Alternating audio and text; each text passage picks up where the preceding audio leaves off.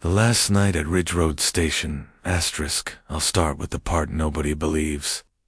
The part where I saw the man standing at pump for even though he'd been dead for at least an hour. Asterisk, but I'm getting ahead of myself. Asterisk, I worked at Ridge Road Gas and Market, a nowhere station off Highway 23 in southern Michigan. The kind of place with a flickering Pepsi sign and a parking lot full of potholes big enough to swallow a tire. It was November, right before Thanksgiving, and the cold had that sharp, metallic bite that makes every breath feel like you're inhaling a freezer. Asterisk, I'd been picking up night shifts for extra money. My brother needed help with his rent, and honestly, the night shift kept me away from myself.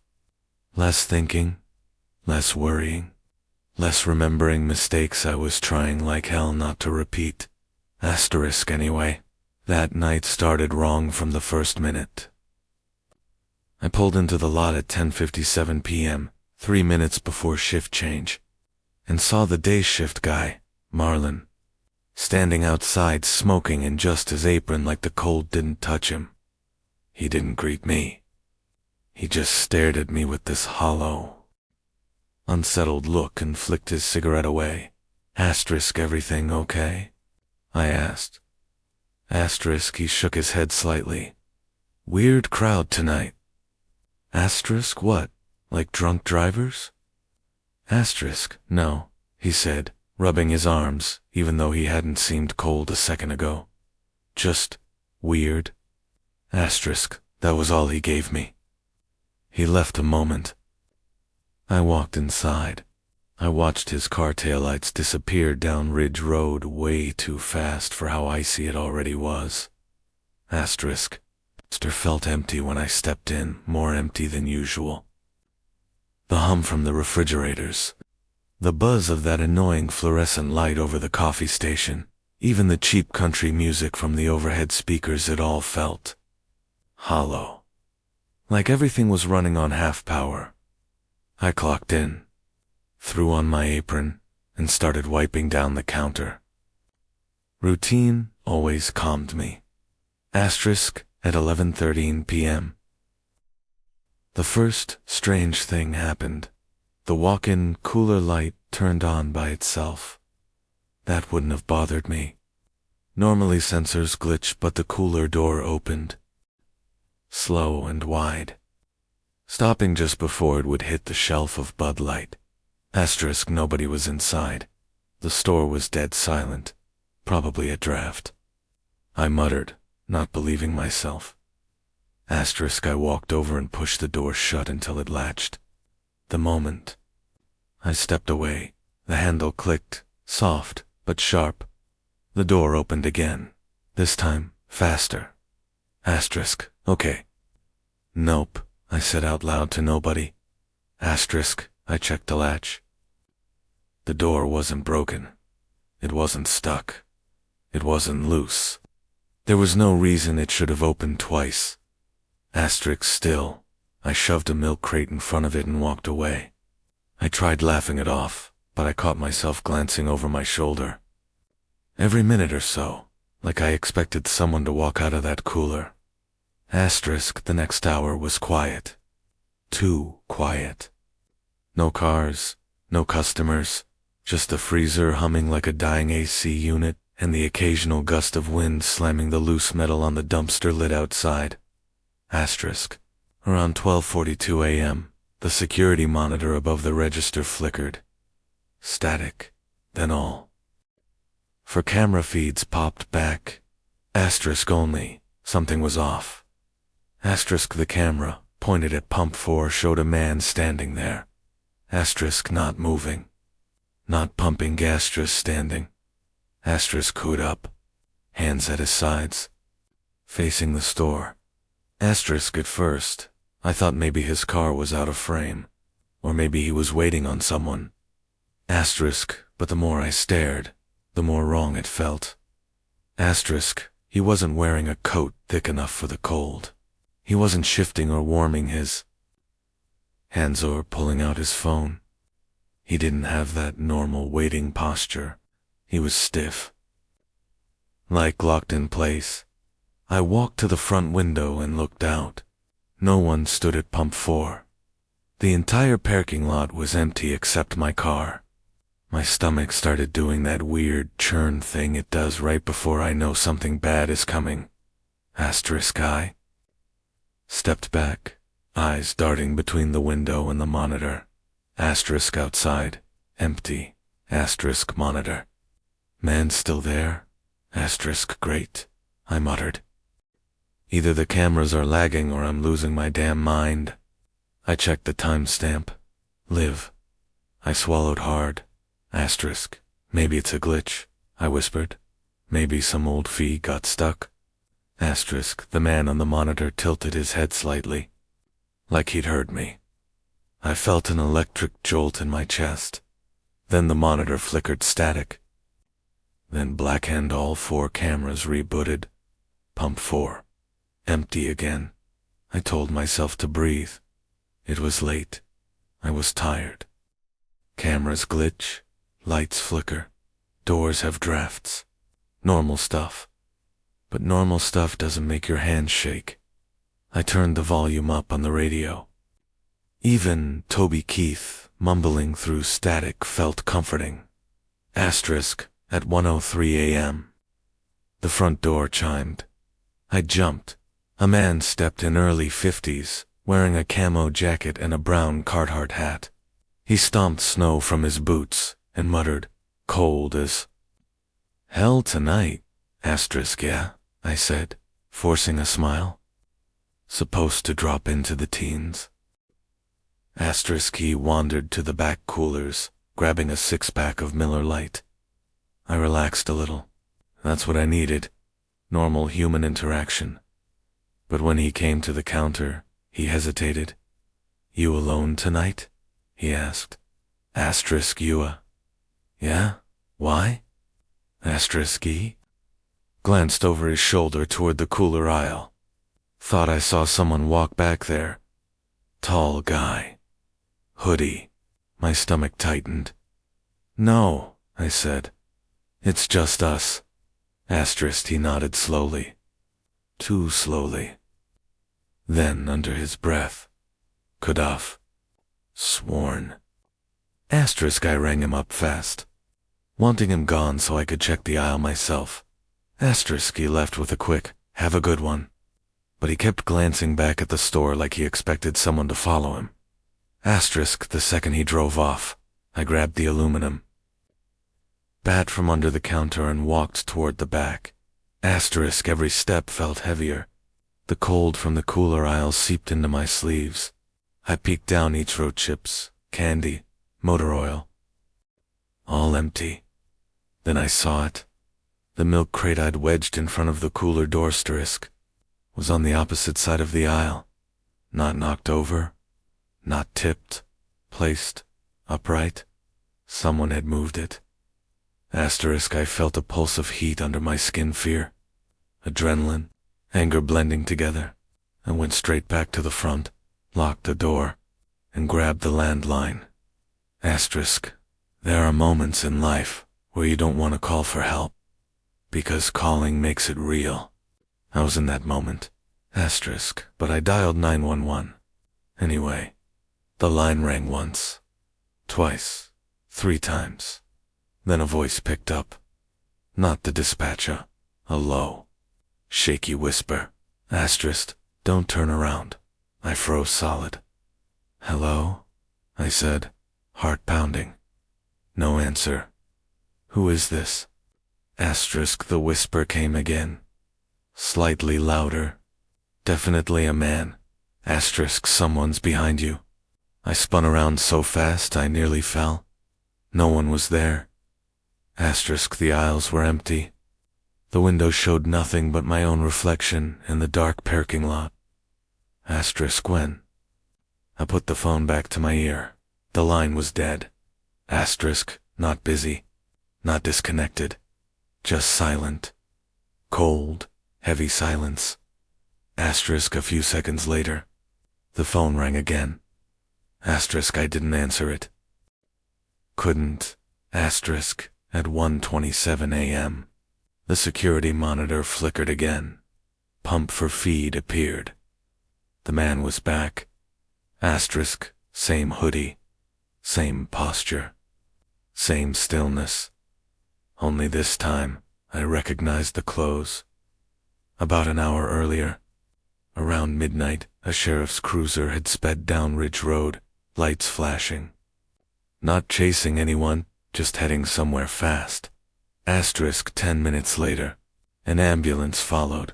Asterisk 5 minutes after that, a tow truck carrying a wrecked sedan passed the station. I couldn't see the front of the car, but the back half looked crushed. The eerie part. The hoodie on the man at pump 4 matched the one I saw tangled in the sedan's broken window. I stared at the monitor, breath shallow. Asterisk Jesus, I whispered. No way. No F asterisk asterisk asterisk ing way. Asterisk, the man on the monitor took one step closer to the Camaro slow, unnatural, like his limbs were stiff. I stepped back. Outside, the lot was still empty. Then the overhead speaker crackled, a voice same whisper. As the phone came through the speakers above my head, asterisk, you should have stayed in the car. My throat tightened. What do you want? I said to the empty store. A faint scratching sound echoed from the stockroom. Slow, deliberate, like nails dragging across metal. My entire body screamed, don't go, but my feet moved anyway. I pushed, opened the stockroom door and peeked in. Asterisk boxers, shelves, broom, mop bucket, normal. Then my eyes dropped to the floor. Wet boot prints, fresh ones, leading from the back exit toward the walk-in cooler.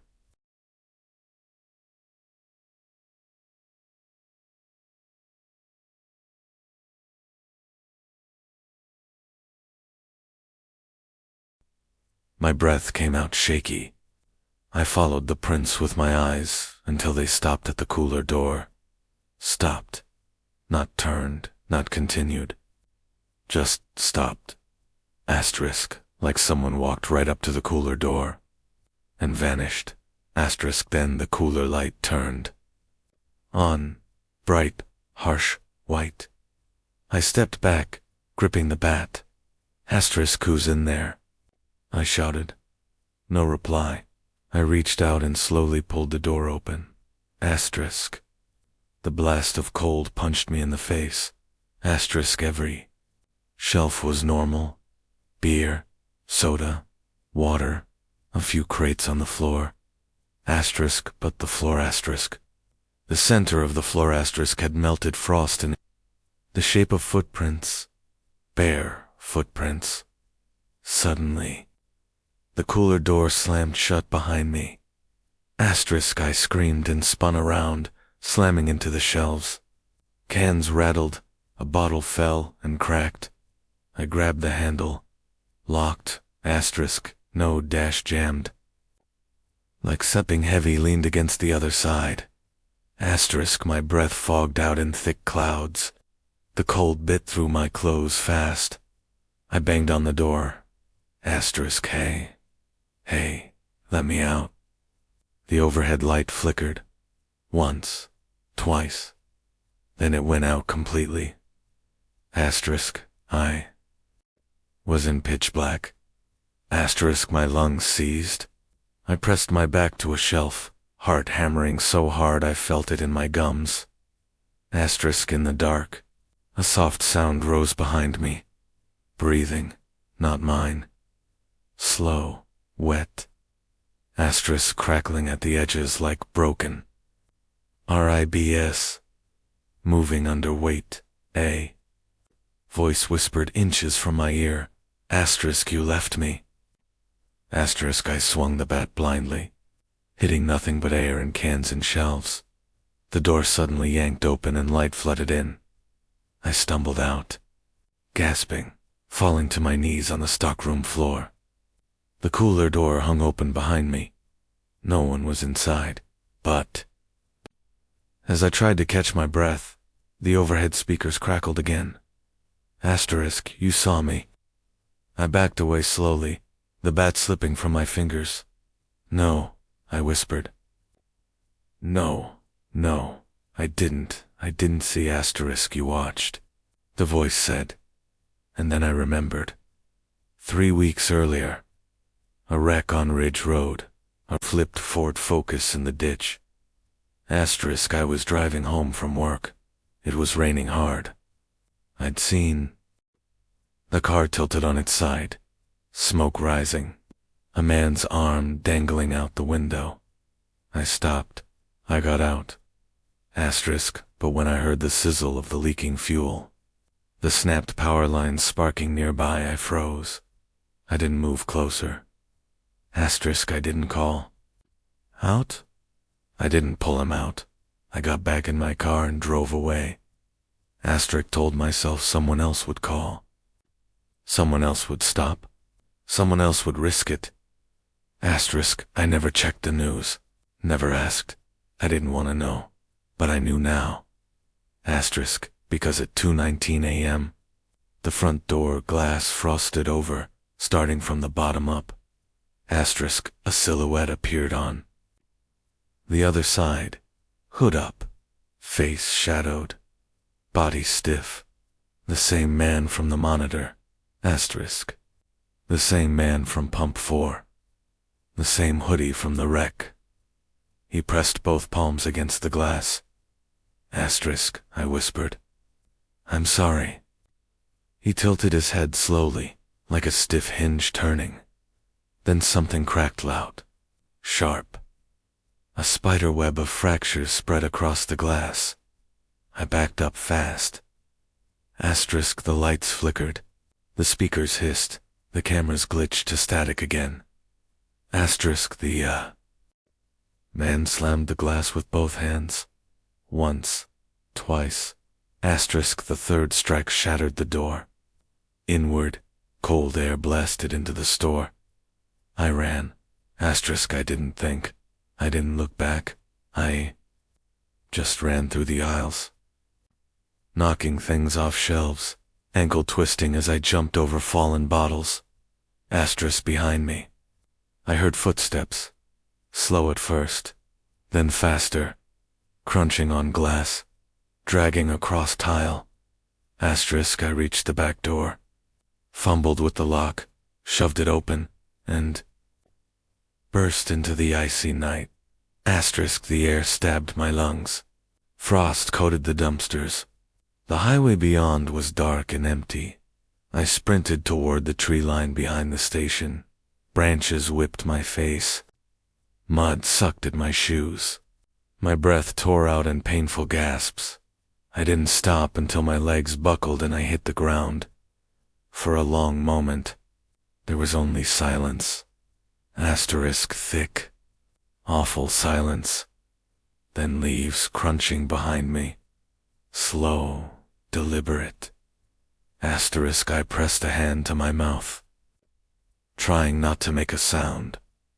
The footsteps stopped right behind me. I could feel someone standing there. Feel the cold radiating from them. Feel the breath on the back of my neck. Asterisk, a whisper. Asterisk, you left me. I shut my eyes tight. I'm sorry, I said, voice cracking. Silence. Then the footsteps moved. Away. 1 step. 2. 3. Then nothing. Asterisk, I didn't move. Didn't breathe. Didn't open my eyes until a siren wailed in the distance, maybe a mile off. Asterisk, when I finally looked up. The woods were empty. I walked back to the station an hour later. The glass door was shattered inward. Asterisk, the lights were off. The monitors were dead. But the floor, the entire tile floor, was covered in wet barefoot prints, leading from the door to the middle of the store. Asterisk. And stopping right where I'd been standing before I ran. Police didn't find anyone. They didn't find any signs of forced entry besides the broken door I claimed someone else smashed. Asterisk. They didn't believe anything I said. Asterisk I didn't expect. Them too. I know what I saw. I know what I heard. Asterisk. And some nights when everything's quiet and the world goes still, and I swear, I hear breathing behind me. I don't turn around, because I know he's still there. Asterisk waiting for the moment. I freeze again, waiting for the moment I leave someone else behind, waiting for me to remember exactly what I did,